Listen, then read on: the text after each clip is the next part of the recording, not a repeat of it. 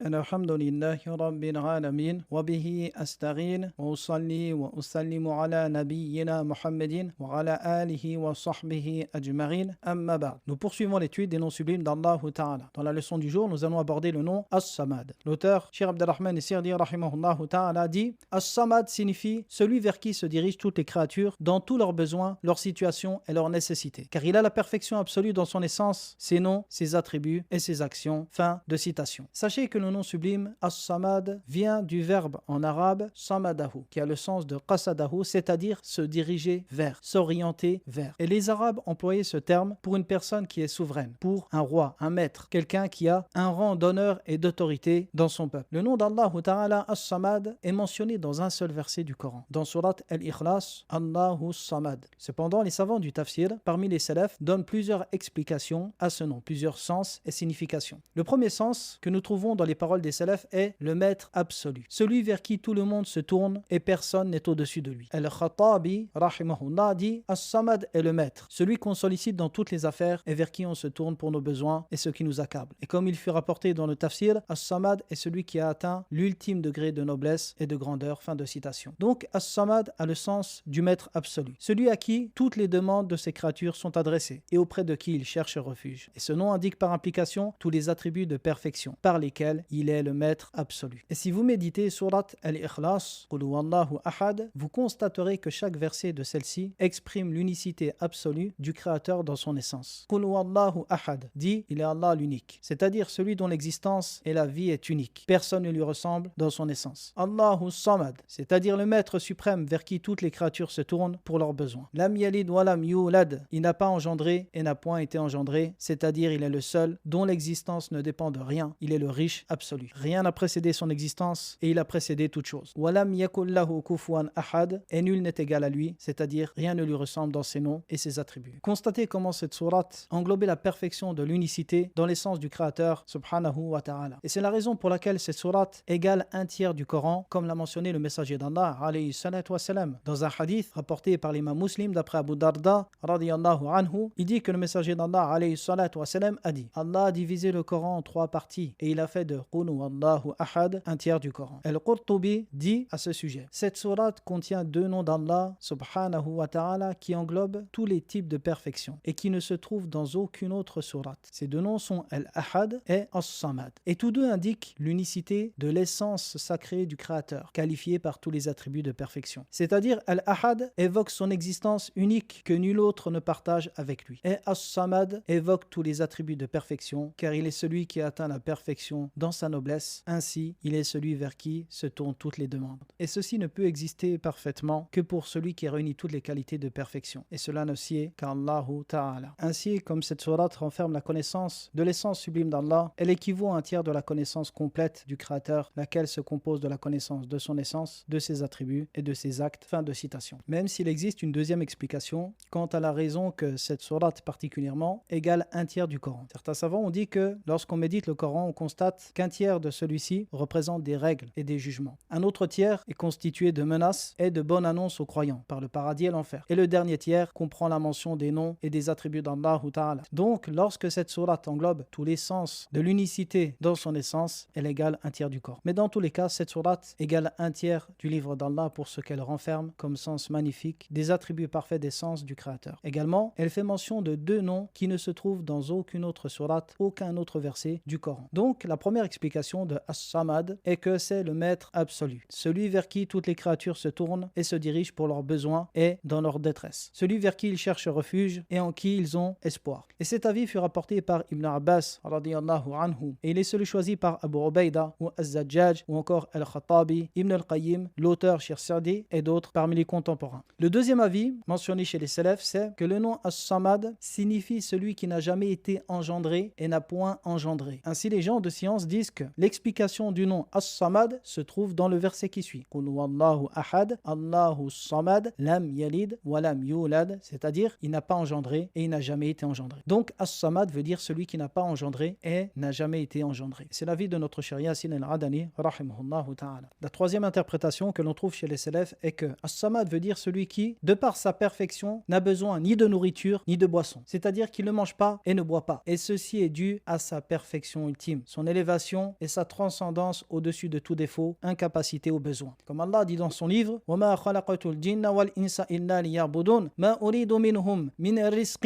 وَمَا أُرِيدُ أَنْ يُطْعِمُونَ. Dans le sens du verset, je n'ai créé les djinns et les humains que pour qu'ils m'adorent. Je ne veux d'eux aucune subsistance et je ne veux pas qu'ils me nourrissent. Dans l'autre verset, Allah dit وَهُوَ يُطْعِمْ وَلَا يُطْعَمْ. Il nourrit et n'est point nourri. Et dans une lecture qui ne fait pas partie des 7 lectures très répandues, Sa'id ibn Jubair, El-A'mash et Mujahid ont lu Wala yat'am, c'est-à-dire et il ne se nourrit pas. Pourquoi? Car Allah, de par sa perfection ultime, il est El-Qayyum, celui qui subsiste par lui-même et dont l'existence de toute créature dépend de lui. Il est exempt de tout besoin, ni de nourriture, ni de boisson. Et ce qui implique qu'il a l'attribut de la richesse absolue. Quant à ses serviteurs, ils sont qualifiés par l'indigence et la pauvreté par essence. Et constatez comment Allah a démontré le caractère humain et non divin de Isa ibn Maryam alayhi salam dans son livre par le fait qu'il mange ainsi que sa mère. Allah dit dans son livre Kana ya'kulani ta'am. Il mangeait de la nourriture, c'est-à-dire Isa et sa mère alayhi salam. Regardez comment Allah a démonté le caractère divin de Isa par le fait qu'il mange. Pourquoi? Car le Créateur, le vrai digne d'adoration, le riche par essence, est exempt de tout besoin, de toute nécessité, dont la nourriture et la boisson.